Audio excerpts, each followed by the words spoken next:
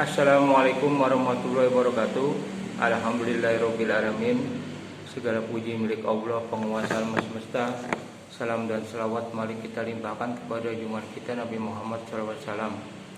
Alhamdulillah pada hari ini kita bisa bersilaturahmi walaupun hanya via sosial media ya. Ini saya mau berbagi cerita lah tentang keluarga. Memang sangat berat sekali bagi kita ya, bagi seorang muslim untuk berbagi ilmu atau berbagi pengalaman. Kenapa? Karena ada perintah Allah yaitu kabura maqtan. Sungguh Allah sangat murka apabila kita mengajarkan, apabila kita mengatakan hal-hal yang tidak kita lakukan.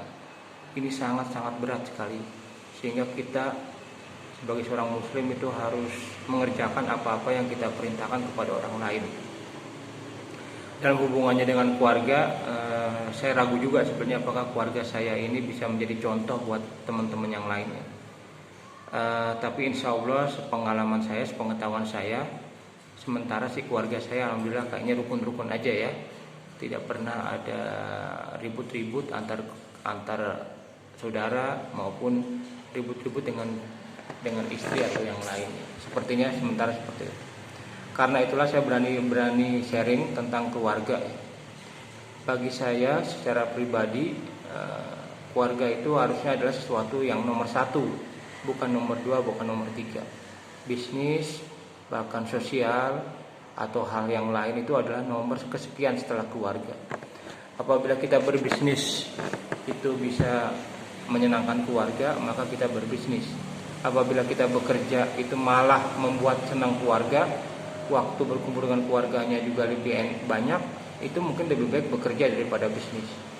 Apabila kita berdakwah, beraktivitas, melakukan kegiatan sosial, kegiatan amal yang lainnya itu waktu buat keluarga juga cukup, keluarga juga senang, itu maka lakukanlah. Tapi kalau misalnya karena hal-hal yang kita lakukan itu membuat keluarga kita berantakan, hubungan dengan pasangan kita berantakan, suami ribut dengan istri, istri ribut dengan suami, anak-anaknya nggak keurus, itu sesuatu yang sangat disayangkan dan sebaiknya tidak terjadi gitu.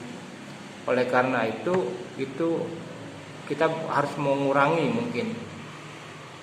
Saya sendiri pernah melihat fenomena orang-orang yang kecanduan di kegiatan sosial, senang aktivitas di kegiatan sosial tapi istrinya nggak keurus, nafkah buat istrinya tidak keurus karena lebih senang, dengan dalih istrinya itu dan keluarganya, anaknya itu dititipkan kepada Tuhan.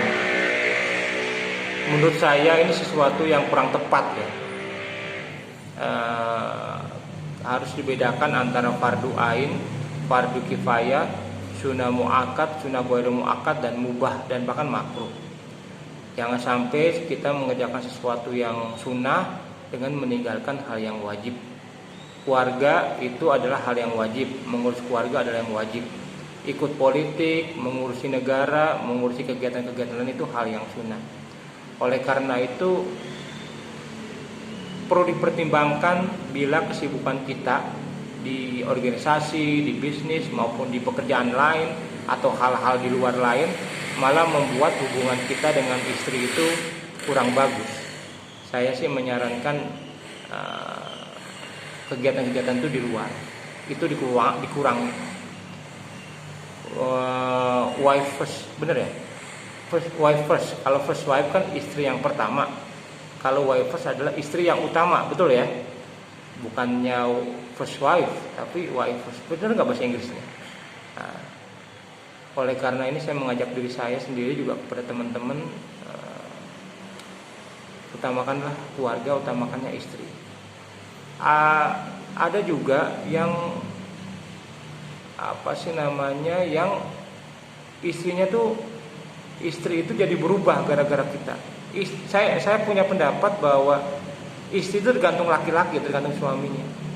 Istri yang baik bisa menjadi kurang baik apabila suaminya itu tidak mampu memimpin rumah tangga. Begitu pula bila istrinya itu kurang baik bisa menjadi sangat baik apabila punya suami yang bagus, bisa ngurus rumah tangga, bisa mengutamakan rumah tangga.